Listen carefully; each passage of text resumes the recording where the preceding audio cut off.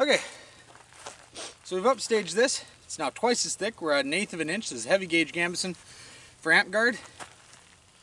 We're going to see how well it stands up to the tests. Let's get the bow going first. Yep. You're going to want to move. Oh, I'm going to want to move for sure.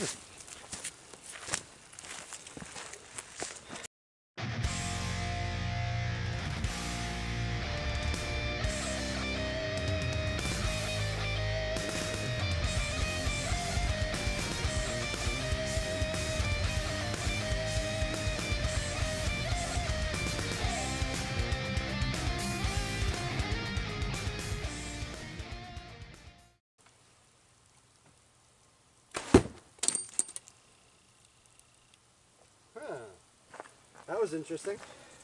Yeah. Complete stop. But we did. There's a little bit of a slash there. There's a pinprick on this side.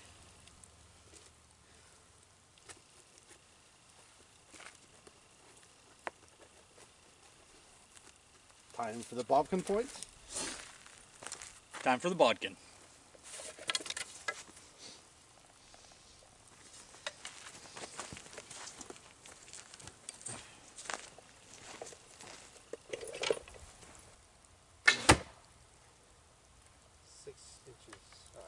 Higher and more to the right.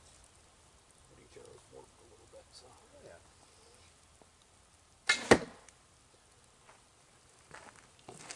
I don't know if that actually hit both. Yeah, it looks like it hit both. Yeah, we're right in. We're right in through.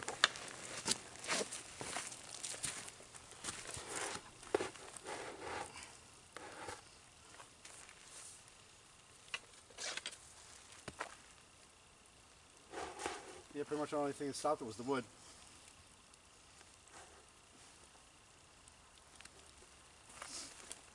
Can we get a measurement first? 6.5. And it would have been deeper. Like I said, the only thing that stopped it was the wood behind. 6.5. And we did get through all of them. Just barely, but...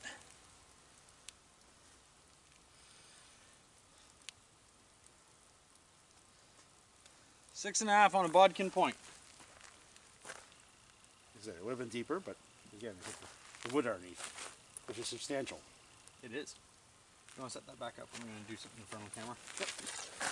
So, what you might have noticed is the first arrow bounced and the second arrow actually penetrated. What we have here are what are called bodkin points or stiletto points. These here are designed to pierce pretty much anything male-wise. And then we have these here broadleaf points. These are standard for, well, were the standard for hunting at the time. And were pretty common arrowhead.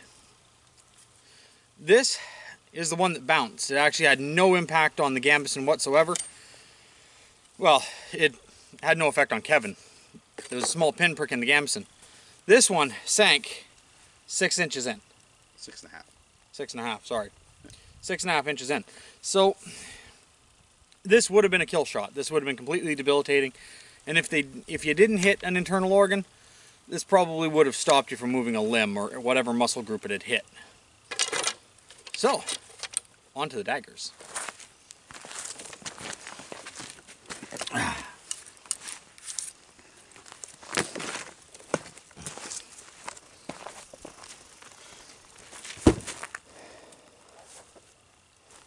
Nothing? A little nick. Oh. And then it's scraped, but nothing through it. Like there's like 1/2 inch little opening. I've gone through maybe the first of the 4 layers. Maybe into the second a little bit, but that's about it.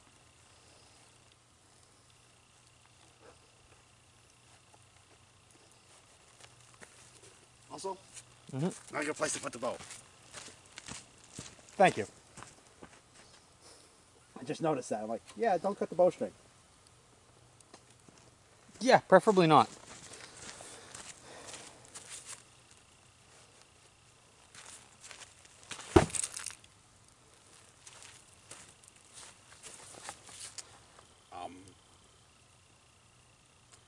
It didn't hold up so well. Oh. The only thing that stopped me was the wood. Oh.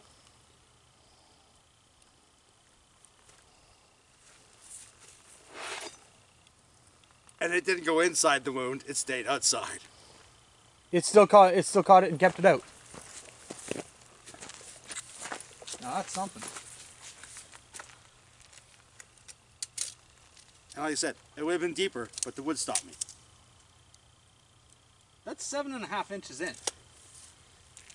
Like you can see the mark behind where I hit the wood. Like, and that's not full force. I can actually get my fingers in that hole. So Valiant just stabbed 7.5 inches into the dummy.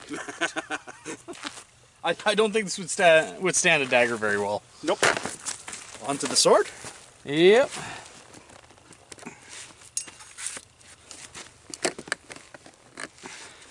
Would you like to do the sword this time?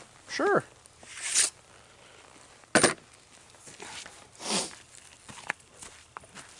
You might want to back up.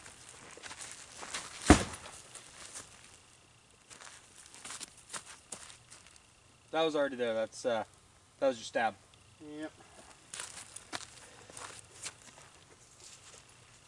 Lower. Try that again. Yeah.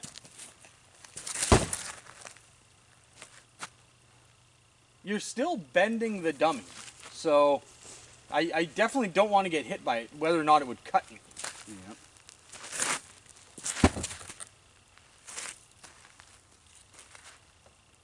That time it binded up. It bound it? Yeah. 3 inches?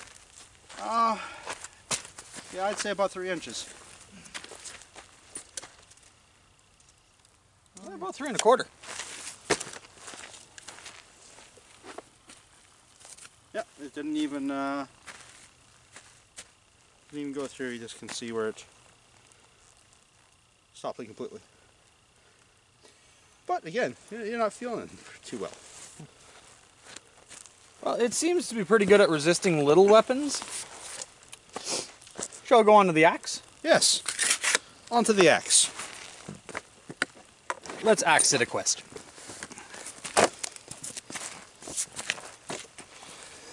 You might want to dump your arrows. Yeah, probably a good idea.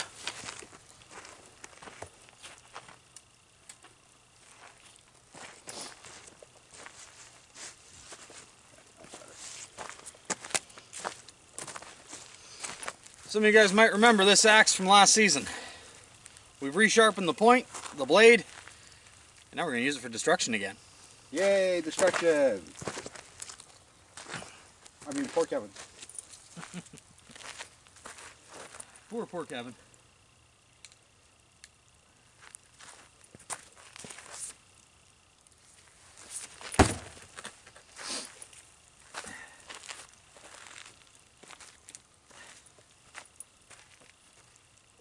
No.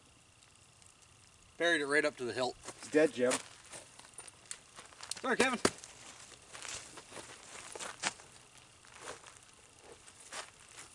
Right in, all the way down to the crossbar.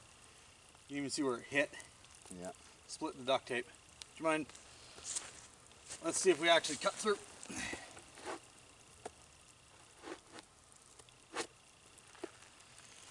Well, once again, it's stopped the blade, which is about half the damage of a bladed weapon. So Put it up on the shoulder. Left or right, doesn't matter. don't forget glasses. Oh yeah.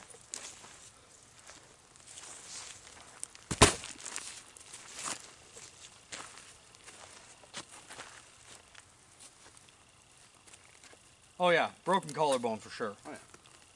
Like, you wouldn't be feeling good. Alright, let's try the other side. Yep. Now for the pointy bit.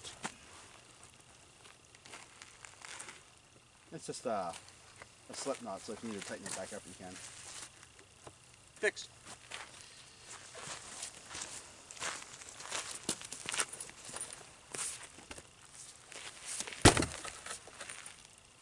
Bounced me back out. I'm actually... Oh, that's why. I hit the rope line right in. Ah. Maybe we might have to tie it lower to have a section where we haven't put it through. Well, let's save it till after Gambeson. Yeah.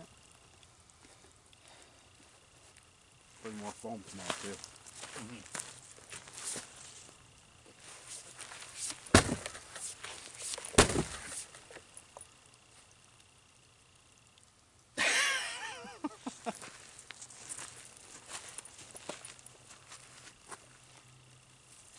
Gambeson's really good at stopping blades and points and everything. It's not helping him at all. Like, this is just getting carved out. But there's very little it's getting through. But of course we did get through, so. With the dagger. Yeah, I know. That dagger is really impressing me. Big axe? Big axe. Big axe.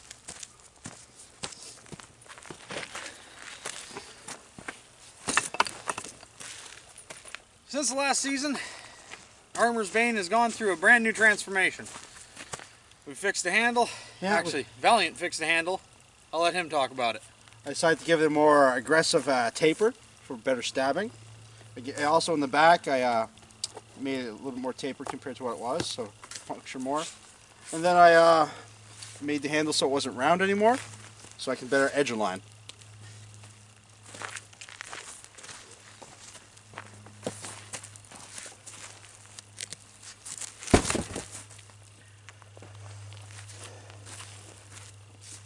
Nothing for the slash. Okay. Now the business end.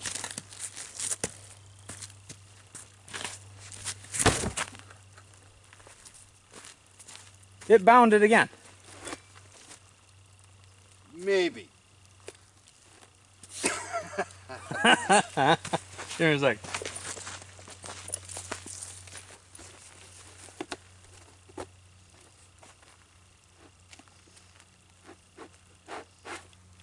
Oh, it's easy to tell how deep you went in. Yeah. Still, yeah, it bound it perfectly. There's your point. Yeah. There's absolutely no damage to this. Except for a dagger and an arrow hole. This Gambeson stood up pretty tough. Kevin, not so much. Yeah, I don't think you'd survive very well, but the next guy who takes your Gambeson has a fully functional Gambeson. This stuff is actually a lot tougher than I expected. But since we still got through it on at least one test, double it again. Sure. Doubling it again.